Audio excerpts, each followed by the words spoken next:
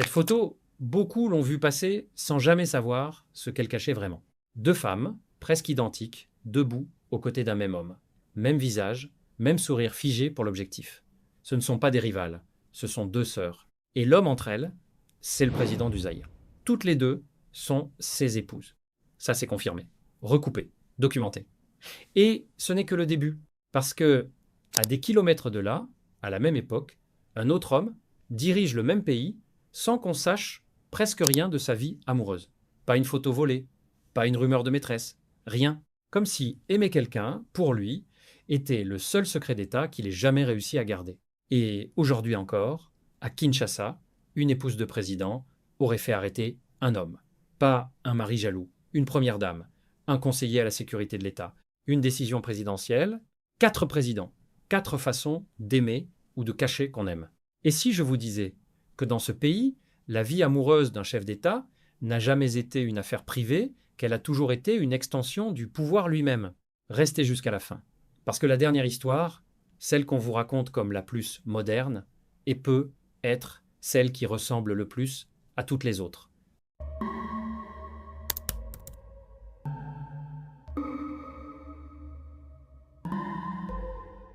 En 1996, l'AFDL de Laurent-Désiré Kabila prend Goma. Dans cette ville en pleine guerre, une jeune femme originaire de Kailo, au Maniema, s'est lancée dans le commerce de produits agricoles, puis dans l'approvisionnement des militaires. Elle avait compris que approvisionner l'armée garantissait des revenus stables. C'est dans ce cadre commercial, avant d'être sentimental, qu'elle croise un jeune commandant des forces terrestres. Il s'appelle Joseph Kabila. Elle s'appelle Olive Lambé. Notez déjà une divergence entre les sources.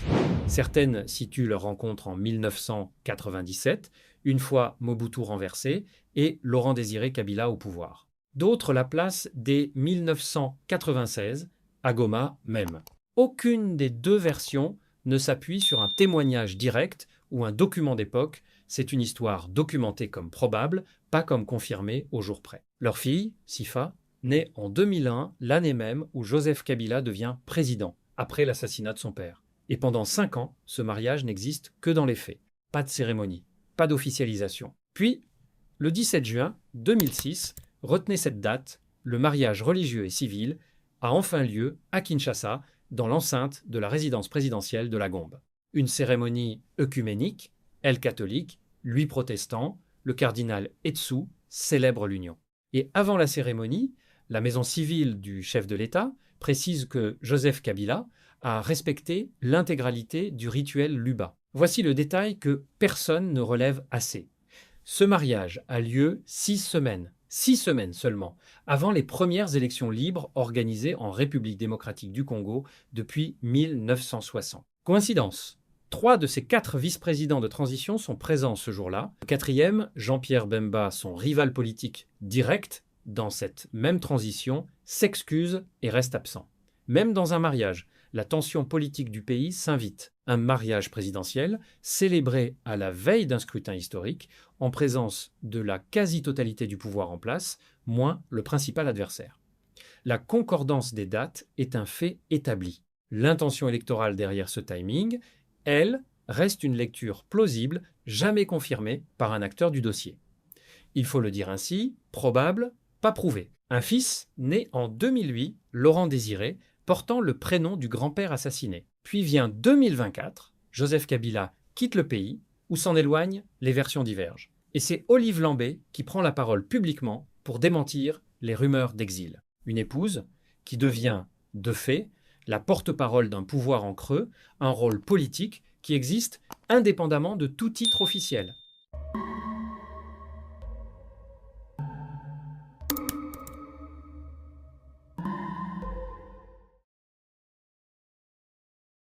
Avec Félix Tshisekedi, tout semble différent. Pas de polygamie, pas de silence, un couple public, monogame, presque occidental dans sa mise en scène. L'histoire, cette fois, est racontée par la principale intéressée elle-même. Denise Nyakeru a rejoint sa sœur à Bruxelles pour se former au métier d'infirmière. Félix Tshisekedi vit alors en exil sa famille, a quitté le Zaïre, en opposition frontale au régime de Mobutu. Elle le rencontre, dit-elle dans une vidéo publiée par sa propre fondation, alors qu'il est déjà fils d'opposant, menant une vie faite d'études et de petits boulots pour s'en sortir. Plusieurs biographies convergent sur l'année 1996. Le couple aura 5 enfants. 23 ans plus tard, en janvier 2019, Félix Tshisekedi devient président. Et Denise Nyakérou ne reste pas en retrait. Dès mai 2019, 4 mois seulement après l'investiture, elle crée sa propre fondation. Un rôle de première dame institutionnalisé, presque professionnalisé, à l'image de celui de Bobby Ladawa ou d'Olive Lambé avant elle. Et puis il y a 2022, l'affaire François Beya. François Beya, c'est le conseiller spécial à la sécurité du président Lhomme, censé tout savoir, tout surveiller. Il est arrêté au début de l'année 2022. Et selon un long format publié par Jeune Afrique, ce n'est pas seulement une décision présidentielle froide et technique, c'est l'insistance de Denise Nyakérou elle-même qui aurait emporté la décision, une première dame qui pèserait directement sur l'arrestation du responsable de la sécurité de l'État. Ce n'est pas une rumeur de couloir, c'est un épisode documenté, nommément, par une source de presse sérieuse, même si elle reste unique en son genre. Alors, cet épisode signale-t-il le retour d'un pouvoir de cour, un mécanisme identique à celui du clan Mobutu, simplement rebaptisé pour une époque plus policée? Ou s'agit-il d'un cas isolé, médiatisé, justement parce qu'il est rare la preuve, au fond, que ce n'est plus la norme? Un seul épisode documenté ne suffit pas à trancher. Mais la question, elle, mérite d'être posée. Il y a un dernier détail que la presse répète depuis 2019. L'appartenance de Denise Nyakérou à la communauté Mouchi du Sud Kivu était perçue comme un atout électoral pour Félix Tshisekedi, rapidement complété par une alliance politique directe avec Vital Kamerhe, nommé directeur de cabinet dès l'investiture. Le mariage, encore une fois, ne reste jamais totalement privé.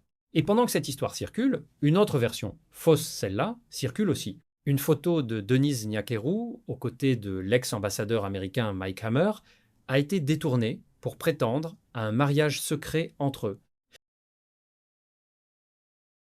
Des rumeurs, chacune démontée par les vérificateurs congolais, mais qui montrent à leur façon la même vérité. Au Congo, la vie amoureuse d'un chef d'État n'appartient jamais complètement à lui-même, même quand elle est publique, même quand elle est démentie.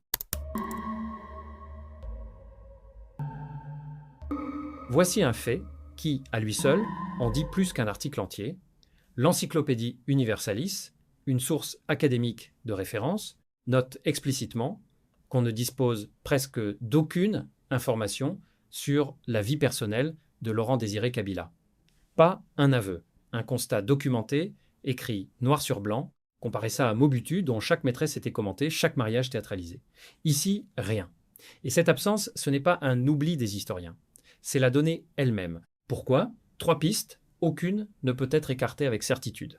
La première, un choix délibéré de cultiver l'image d'un révolutionnaire austère, loin des mondanités du palais qu'il venait de renverser. Cohérent avec son discours, mais impossible à prouver comme intention consciente. La deuxième, plus mécanique, Kabila a passé des décennies dans le maquis de Fizi-Baraka, au Sud Kivu, puis en exil en Tanzanie et en Ouganda. Une vie quasi clandestine, loin des circuits mondains, qui d'habitude fabriquent la rumeur. Et une fois au pouvoir, en mai 1997, son mandat ne dure que 44 mois avant son assassinat, le 16 janvier 2001. Peu de temps pour qu'une rumeur ait seulement le temps de naître. La troisième, la possibilité que des archives sur sa vie privée aient existé et aient disparu avec lui, emportées par la soudaineté de sa mort. Il y a aussi une explication plus anthropologique, plus difficile à documenter, mais cohérente avec les usages congolais. Une forme de respect dû au chef, Omzé l'Ancien, le sage dans lequel on ne s'immisce pas publiquement. Un traitement à l'opposé de celui réservé à Mobutu, dont le style de vie était lui-même spectaculaire, et donc commenté.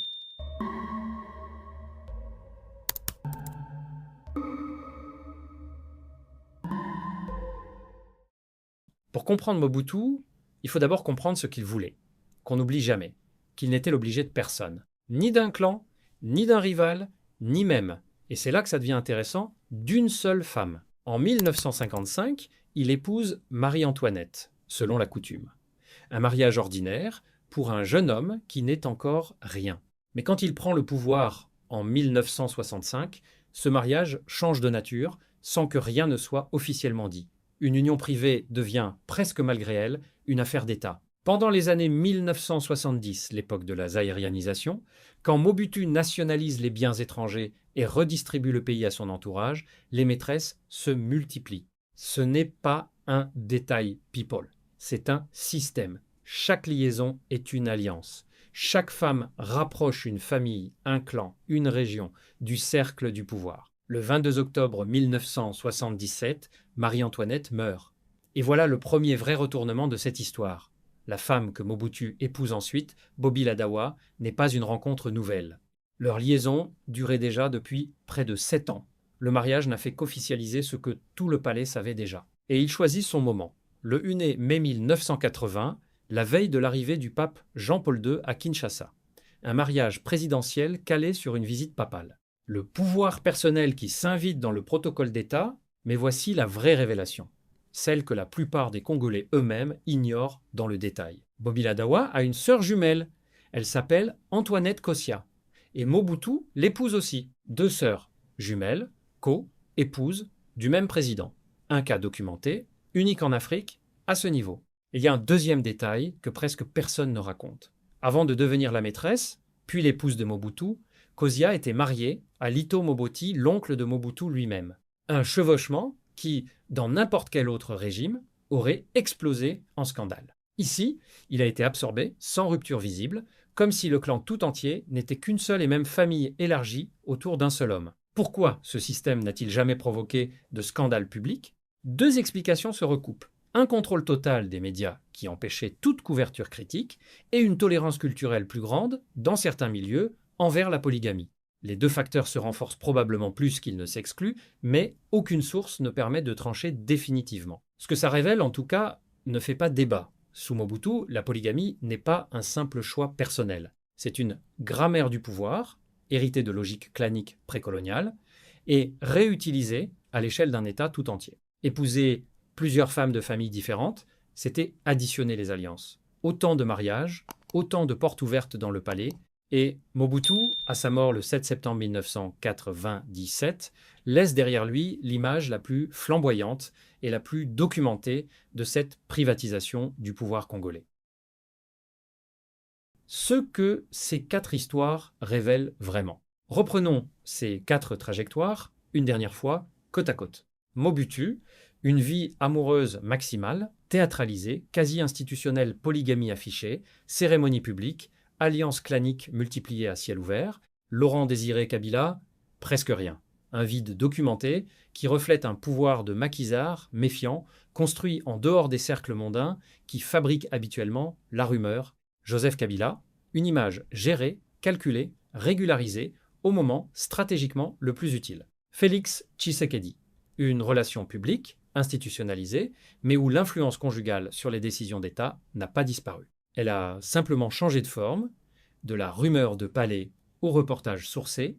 L'hypothèse qui se dégage de ces 4 histoires n'est pas un fait établi, c'est une piste de lecture à nuancer. Mais elle est cohérente sur 60 ans d'histoire congolaise.